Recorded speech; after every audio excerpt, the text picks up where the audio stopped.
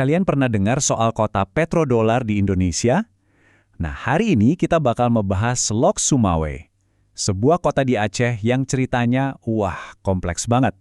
Dari sejarahnya yang kaya, masa jaya industrinya yang luar biasa, sampai masa depannya yang sekarang ada di persimpangan jalan. Yuk kita mulai.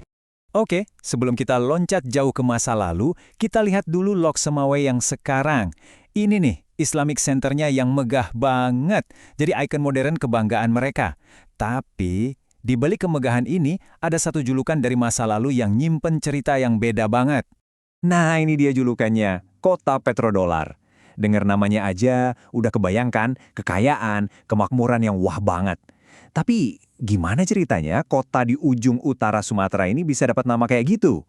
Dan apa sih artinya buat warga di sana? Itu yang bakal kita telusuri bareng-bareng. Oke, pertama-tama kita lihat dulu petanya ya. Lokasi Lok Sumawe ini strategis banget. Dia ada persis di jalur timur Sumatera. Posisinya diapit dua kota besar, Banda Aceh dan Medan, yang bikin dia jadi pusat perdagangan dan distribusi yang penting dari dulu. Kalau kita zoom in lagi, kelihatan kan letaknya itu pas di pesisir Selat Malaka. Nah, posisi maritim ini jadi kunci banget buat sejarahnya. Dari zaman kerajaan kuno sampai era industri modern.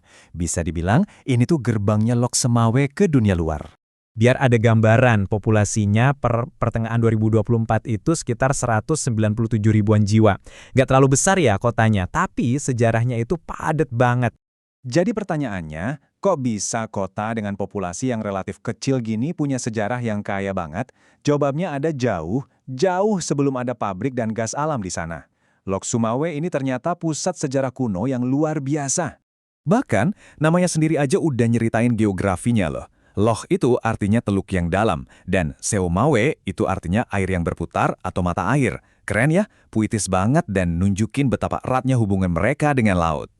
Nah, ini yang menarik banget. Coba lihat lini masanya. Warisan kekuasaannya panjang banget. Mulai dari abad ke-13, kota ini udah jadi penting pas kerajaan Samudra Pasai muncul. Terus, jadi bagian dari Kesultanan Aceh yang kuat itu. Sampai akhirnya jatuh ke tangan Belanda di awal abad ke-20, tiap era ini ninggalin jejaknya sendiri-sendiri. Oke, setelah berabad-abad di bawah kesultanan dan kolonial, abad ke-20 datang membawa perubahan yang, nggak kebayang. Ada satu penemuan yang bakal ngubah nasib Lok Sumawe selamanya dan ngasih kota ini julukannya yang terkenal itu. Coba deh lihat foto ini. Ini Lok Sumawe zaman Hindia Belanda, sebelum booming industri. Kota pesisir yang kelihatannya tenang, adem ayem. Coba ingat-ingat gambar ini ya, karena kita bakal lihat perubahan drastis yang terjadi setelah ini. Terus, di tahun 1975, boom! Semuanya berubah. Eksplorasi gas alam gede-gedean dimulai, perusahaan raksasa kayak Mobil Oil yang sekarang jadi Exxon Mobil, dan PT Arun NGLCO masuk dan benar-benar mengubah segalanya. Ini kayak efek domino, pabrik pupuk raksasa, pabrik kertas, semua dibangun. Kota yang tadinya tenang langsung bertransformasi total. Jadilah Lok Sumawe pusat industri yang super sibuk. Gasnya diolah, diekspor ke seluruh dunia, dan juga dipakai buat bahan bakar pabrik-pabrik lokal. Nah, inilah era yang akhirnya melahirkan julukan Kota Petrodolar itu. Tapi, disinilah ceritanya jadi makin kompleks. Apa sih warisan dari semua kekayaan industri ini? Dan, apa yang sebenarnya tersisa di baliknya? Nah, poin pentingnya ada di kutipan ini. Jadi, meskipun pabrik-pabrik raksasa itu tumbuh pesat dan ekonomi kelihatan maju, ternyata kekayaannya nggak merata. Banyak sumber bilang kalau itu semua gagal ngangkat standar hidup sebagian besar penduduk asli dari kemiskinan. Inilah paradoksnya kota petrodolar. Waktu semua orang fokus ke industri, lapisan sejarah kota ini yang dalam banget seolah-olah terlupakan. Padahal, kota ini tuh penuh sama situs-situs bersejarah. Ada makam-makam kuno, benteng, dan gua peninggalan Jepang, sampai sisa-sisa perjuangan kemerdekaan. Ini kayak harta karun yang tersembunyi, padahal ada di depan mata. Dan bukan cuma sejarah loh, potensi wisata alamnya juga luar biasa.